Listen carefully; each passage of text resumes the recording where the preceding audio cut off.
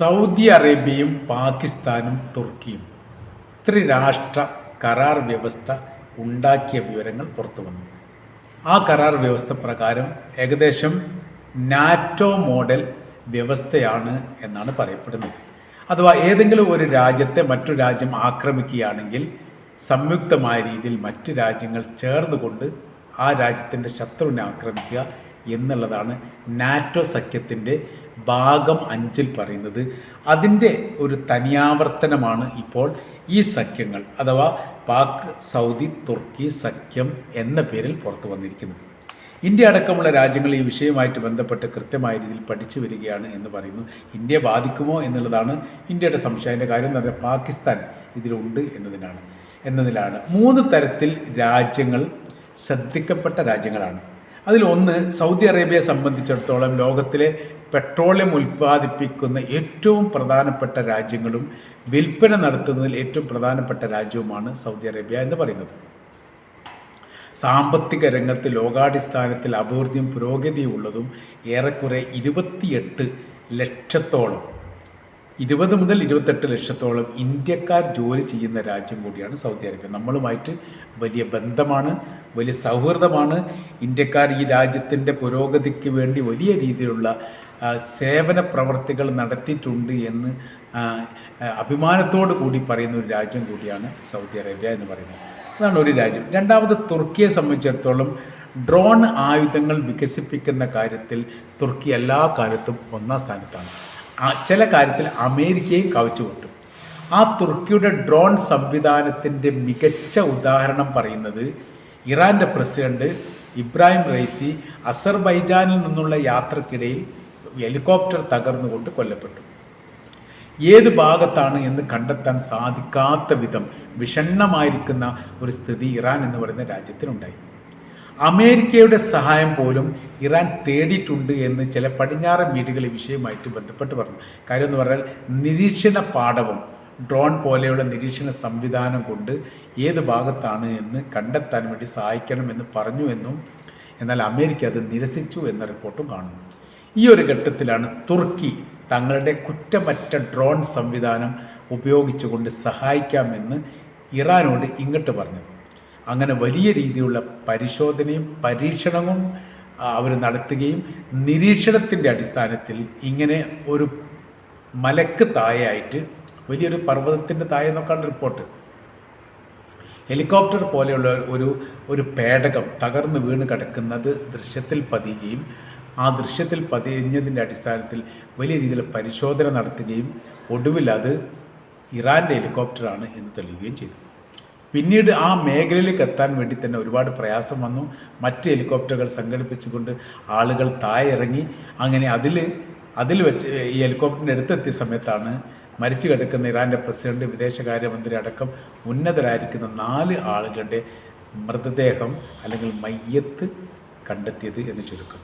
അപ്പോൾ ഈ കുറ്റമറ്റ ഡ്രോൺ സംവിധാനമാണ് യഥാർത്ഥത്തിൽ തുർക്കിയുടേത് ഇറാനെ സഹായിച്ചത് ആ ഘട്ടത്തിൽ എന്നൊരു പ്രത്യേകതയുണ്ട്.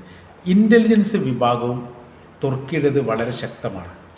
ഇസ്രായേൽ ഖത്തറിനെ ആക്രമിച്ചത് നമുക്കറിയാവുന്നതാണ്. ഇസ്രായേൽ ഖത്തറിനെ ആക്രമിക്കുന്നതുമായി ബന്ധപ്പെട്ട് അവിടെ പ്രത്യേകിച്ച് വലിയ നാശനഷ്ടങ്ങളൊന്നും ഇല്ലാത്ത വിധം ഖത്തറിന് അവിടെ സംഗമിക്കാൻ തീരുമാനിച്ച ഹമാസിൻ്റെ നേതാക്കളെ പൂർണ്ണമായ രീതിയിൽ സംരക്ഷിക്കാൻ സാധിച്ചു. ഒരു കുട്ടിയിട്ടാണ് അവിടെ കൊല്ലപ്പെട്ടത്. ഈ സൈനികനെന്ന് വെച്ചാൽ സുരക്ഷാ ഉദ്യോഗസ്ഥനും ഈ സമ്മേളന നഗരിയിൽ പങ്കെടുക്കേണ്ടിയിരുന്ന ഒരു കുടുംബത്തിലെ ഒരു അംഗവും കൊല്ലപ്പെട്ടതായിരിക്കുന്ന റിപ്പോർട്ടാണ് പുറത്തു വന്നത്. അഥവാ 24ലധികം ഹമാസിൻ്റെ നേതാക്കന്മാർ ഒത്തുകൂടുന്ന ആ വേദിയിൽ ബോംബിടുന്ന സമയത്ത് ഈ ലെബനാനിൽ ഹിസ്ബുള്ള ഗ്രൂപ്പിൻ്റെ നേതാവ് ഹസൻ നസ്രുള്ളയെ കൊലപ്പെടുത്തിയതിന് സമാനമായിരിക്കുന്ന സ്ഥിതി ഉണ്ടാകും എന്നവർ കണക്കൂട്ടി. ആ കണക്ക് തെറ്റിച്ച്. എങ്ങനെ കണക്ക് തെറ്റിച്ചെന്ന് പറഞ്ഞാൽ ഇസ്രായേലിൻ്റെ ഇൻ്റലിജൻസ് വിഭാഗത്തിൽ നിന്ന് ഇത്തരമൊരു ആക്രമണം ഉണ്ടാകും എന്നതിൻ്റെ രഹസ്യം തുർക്കിക്ക് ചോർത്തിയെടുക്കാൻ വേണ്ടി സാധിച്ചു. തുർക്കി അത് ചോർത്തിയിട്ട് അത് ഈ ഖത്തർ നൽകുന്നു. ഖത്തർ വളരെ പെട്ടെന്ന്, ഇതൊക്കെ സമയബന്ധിതമായി രീതിയിൽ ചെയ്യുന്നതാണ്, വളരെ പെട്ടെന്ന് ആ പ്രദേശത്തുള്ള മീറ്റിങ്ങിൽ പങ്കെടുക്കാൻ വേണ്ടി എത്തിയിരിക്കുന്ന എല്ലാവരെയും രക്ഷപ്പെടുത്തും. അങ്ങനെയാണ്, അതായത് ഇസ്രായേലിൻ്റെ രഹസ്യം ചോർത്താൻ വേണ്ടിയിട്ട് തുർക്കിക്ക് സാധിച്ചത് കൊണ്ടാണ് വലിയ രീതിയിലൊരു മരണസംഖ്യ അവിടെ നിന്ന് ഒഴിവാക്കാൻ സാധിച്ചത് എന്ന് ചുരുക്കം. അപ്പോൾ തുർക്കിയുടെ കാര്യം നമ്മൾ പറഞ്ഞു, സൗദി അറേബ്യയുടെ പറയുമ്പോൾ ഇനി പാകിസ്ഥാനാണ്. പാകിസ്ഥാനിന് സൈനികമായ രീതിയിലൊക്കെ വലിയ ശക്തിയും കാര്യങ്ങളൊക്കെ ഉണ്ടെങ്കിൽ പോലും ഈ ഒരു സഖ്യം രൂപീകരിക്കുന്നത് പാകിസ്ഥാൻ ഉള്ളത് കൊണ്ട് ഇന്ത്യയെ സംബന്ധിച്ചിടത്തോളം അത് കൃത്യമായ രീതിയിൽ നിരീക്ഷിക്കേണ്ടതാണ്. പക്ഷേ മറ്റൊരർത്ഥത്തിൽ പറഞ്ഞാൽ ഇത്തരം സംഭവം യുദ്ധവുമായിട്ട് ബന്ധപ്പെട്ട കാര്യങ്ങളൊക്കെ ഉണ്ടെങ്കിൽ സൗദി അറേബ്യ പാകിസ്ഥാനോടൊപ്പം ചേർന്ന് ഇന്ത്യക്കെതിരെ യുദ്ധം ചെയ്യില്ല എന്ന കാര്യത്തിൽ സംശയമില്ല. അങ്ങനെ ഒരു സംഭവങ്ങളൊന്നും ഉണ്ടാവില്ല. തുർക്കിയുമായിട്ട് ഇന്ത്യക്ക് നല്ല ബന്ധമല്ലെങ്കിലും പാകിസ്ഥാനും ഇന്ത്യയും തമ്മിൽ പ്രശ്നം ഉണ്ടാകുന്ന സമയത്ത് പാകിസ്ഥാനോടൊപ്പം ചേർന്ന് നിന്ന് ഇന്ത്യക്കെതിരെ കാഞ്ചി വലിക്കാൻ വേണ്ടിയിട്ട് തുർക്കി തയ്യാറാകില്ല എന്നുള്ള കാര്യം ഉറപ്പാണ്. അത്ര ധൈര്യമൊന്നും തുർക്കിക്കില്ല. മാത്രമല്ല അതിന് ശേഷമുണ്ടാകുന്ന ഭവിഷ്യത്ത് എത്രത്തോളം ഉണ്ടാകും എന്നുള്ളത് തുർക്കിക്ക് നന്നായിട്ട് അറിയാവുന്നതാണ്. അപ്പോൾ ഇപ്പോഴത്തെ സാഹചര്യങ്ങൾ നോക്കുന്ന സമയത്ത് പാകിസ്ഥാൻ ഇതിൽ പാകിസ്ഥാനാണോ ഈ പരിപാടി ഒപ്പിച്ചത് എന്ന് പോലും സംശയിക്കുന്നു. മറ്റ് 3 രാജ്യങ്ങളും ചേർന്നുകൊണ്ട് ഇന്ത്യ ആക്രമിക്കുന്ന ഒരു സാഹചര്യങ്ങളൊന്നും ഒരിക്കലും ഉണ്ടാവാൻ പോകുന്നില്ല എന്നുള്ളൊരു യാഥാർത്ഥ്യം കൂടി യഥാർത്ഥത്തിൽ നിലനിൽക്കുന്നുണ്ട് എന്ന് ചുരുക്കം. അപ്പോൾ നമ്മൾ പറഞ്ഞു വരുന്ന വിഷയം എങ്ങനെയാണ്, ഈ 3 സഖ്യം ഏത് തരത്തിലാണ് മേഖലയ്ക്ക് നീങ്ങുക എന്നുള്ളതാണ്. ഇപ്പോൾ തന്നെ നോക്കുന്ന സമയത്ത് സൗദി അറേബ്യയും പാകിസ്ഥാനും തമ്മിൽ ഇതുപോലുള്ളൊരു സൗഹൃദ സഖ്യം 2000 തന്നെ ഉണ്ടാക്കിയിട്ടുണ്ട്. 2010, 2015, 2018 അങ്ങനെ 2016 ഈ കാലഘട്ടത്തിലൊക്കെ ഇത് പുതുക്കുകയും ചെയ്തിട്ടുണ്ട്. അങ്ങനെ നിലനിൽക്കുന്നു. എന്നാൽ ഇന്ത്യ പാകിസ്ഥാൻ യുദ്ധം ചെയ്യുന്ന സമയത്ത് സൗദി അറേബ്യയുടെ സൈന്യം പാകിസ്ഥാനികളെ സഹായിച്ചിട്ടില്ല ഇന്ത്യക്കെതിരെ. നമ്മൾ പ്രത്യേകം മനസ്സിലാക്കേണ്ടതാണ്. ഇനി രണ്ടാമത്തെ നമ്മൾ പറയുന്ന സമയത്ത് സൗദി അറേബ്യയെ ഇറാൻ ആക്രമിച്ച സമയത്ത് പാകിസ്ഥാൻ വന്നുകൊണ്ട് ഇറാനെതിരെ യുദ്ധം പ്രഖ്യാപിച്ചിട്ടില്ല. അതിർത്തി പങ്കിടുന്ന രാജ്യം എന്ന നിലക്ക് വളരെ എളുപ്പത്തിൽ പാകിസ്ഥാൻ ഇറാൻ ആക്രമിക്കാൻ വേണ്ടി സാധിക്കും, അതും ചെയ്തിട്ടില്ല. അപ്പോൾ നിലവിൽ ഈ സഖ്യങ്ങൾ ഉണ്ടായിരിക്കെ തന്നെ 2 യുദ്ധങ്ങൾ അഭിമുഖീകരിച്ചിട്ടും അത് രണ്ടും 2 രീതിയിലാണ്. എന്നിട്ട് പോലും ഇടപെടാൻ പറ്റാത്ത വിധം ഒരു പ്രത്യേക സാഹചര്യങ്ങൾ ഉണ്ടാക്കപ്പെട്ട മേഖലയാണ് ഈ മേഖല എന്ന് പറയുന്നത്. അതുകൊണ്ട് ഈ സഖ്യം അമേരിക്കക്കെതിരെയാണെങ്കിൽ അത് ഓക്കെയാണ്, അങ്ങനെ വരാൻ സാധ്യതയില്ല. പിന്നീട് ഹൂത്തികൾക്കെതിരെയാണോ വരിക എന്നുള്ളത് നിരീക്ഷിക്കേണ്ടതാണ്. അത് അങ്ങനെ വരുന്ന സമയത്തും അതിൽ പാകിസ്ഥാൻ്റെ പങ്ക് വളരെ പ്രയാസമാണ് എന്നുള്ളതാണ്. അഥവാ ഇപ്പോഴത്തെ ഈ സഖ്യം എന്ന് പറയുന്നത്, നാറ്റോ സഖ്യം എന്ന് പറയുന്നത്, ഒരു രാജ്യം മറ്റൊരു രാജ്യവുമായിട്ട് വലിയ ബന്ധമുണ്ട്. അങ്ങനെ ബന്ധമുണ്ടാകുന്ന സമയത്ത് ഈ രാജ്യത്ത് സഹായിക്കാൻ വേണ്ടി പറ്റുന്നില്ല. അത് നമുക്ക് ഉദാഹരണം ഇങ്ങനെ തന്നെ പറയാം. സൗദി അറേബ്യയും ഇറാൻ സൗദി അറേബ്യ ആക്രമിക്കുന്നു. പാകിസ്ഥാൻ സൗദി അറേബ്യയുടെ സൈന്യത്തോടൊപ്പം ചേർന്നുകൊണ്ട് ഇറാൻ ആക്രമിക്കേണ്ടതാണ്. ഇറാൻ്റെ അതിർത്തി പങ്കിടുന്ന രാജ്യമാണ് പാകിസ്ഥാൻ.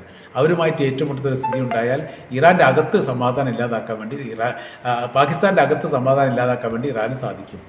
അങ്ങനൊരു പ്രതിസന്ധി ഉണ്ടാക്കാൻ വേണ്ടിയിട്ട് യഥാർത്ഥത്തിൽ പാകിസ്ഥാന് താല്പര്യമില്ല, സൗദി അറേബ്യക്ക് താല്പര്യമില്ല. പിന്നെ തുർക്കിയാണെങ്കിൽ ശരിക്കും തുർക്കിയെ നമ്മൾ പറഞ്ഞു 1-ാം ലോക യുദ്ധത്തിൽ പങ്കെടുത്ത രാജ്യമാണ്. അത് ഓട്ടോമാൻ സാമ്രാജ്യത്തിൻ്റെ ഭാഗമായിരുന്നു. വലിയ സൈനികമായിരിക്കുന്ന ശക്തിയും കാര്യങ്ങളൊക്കെ ഉണ്ടായിരുന്നു. 1-ാം ലോക യുദ്ധത്തിൽ ഓട്ടോമാൻ സാമ്രാജ്യം പങ്കെടുത്തു എന്നൊരൊറ്റ കാരണത്താലാണ് യഥാർത്ഥത്തിൽ അറേബ്യൻ രാജ്യങ്ങൾ മുഴുവൻ ഒരു അമേരിക്കൻ ടച്ച് ഉണ്ടായത് എന്ന് ചുരുക്കം. കാര്യം അതുവരെ ഓട്ടോമൻ സാമ്രാജ്യത്തിൻ്റെ കീഴിൽ പ്രവർത്തിക്കുന്ന അല്ലെങ്കിൽ അതിനോടനുബന്ധിച്ചു കൊണ്ട് പ്രാദേശിക ഭരണ സംവിധാനം നടത്തുന്ന രാജ്യമാണ് സൗദി അറേബ്യ ആണെങ്കിൽ, ഖത്തർ ആണെങ്കിൽ, ഒമാൻ ആണെങ്കിൽ, ബഹ്റൈൻ ആണെങ്കിൽ, UAE ആണെങ്കിൽ, കുവൈറ്റ് ആണെങ്കിലും ഒക്കെ. ഈ സാമ്രാജ്യം വീണതോടുകൂടി പിന്നീട് എന്തുണ്ടായി, പിന്നീട് ബ്രിട്ടൻ്റെ കയ്യിലേക്ക് ഓട്ടോമാറ്റിക്കായി ഇത് വന്നു ചേർന്നു. പിന്നീട് സംസാരിക്കുന്നതും കാര്യങ്ങൾ ഗ്രഹിക്കുന്നതും എല്ലാം ബ്രിട്ടനായിരുന്നു. ആ ബ്രിട്ടൻ്റെ ഭാഗത്ത് നിന്ന് അല്ലെങ്കിൽ ബ്രിട്ടന് പണം നൽകിയിട്ടും അല്ലാതെയൊക്കെയാണ് ഓരോരോ പ്രദേശങ്ങൾ അന്നത്തെ സ്വാധീനമുള്ള കുടുംബങ്ങൾ വാങ്ങിയത് എന്നാണ് പറയപ്പെടുന്നത്. അറേബ്യൻ രാജ്യങ്ങളുടെ കാര്യത്തെക്കുറിച്ചാണ് നമ്മൾ ഈ സംസാരിക്കുന്നത്. അപ്പോൾ അറേബ്യൻ രാജ്യങ്ങൾ എന്ത് ചെയ്യും, ബ്രിട്ടൻ്റെ കയ്യിൽ നിന്ന് പണം കൊടുത്തോ അല്ലാതെയോ ആ രീതിയിലാണ് കൈപ്പറ്റിയത്, അവരുടെ കൈവശത്തിലേക്ക് എത്തിയത് എന്ന് ചുരുക്കം. ഇന്ന് സ്ഥിതികൾക്കൊക്കെ മാറ്റം വന്നു.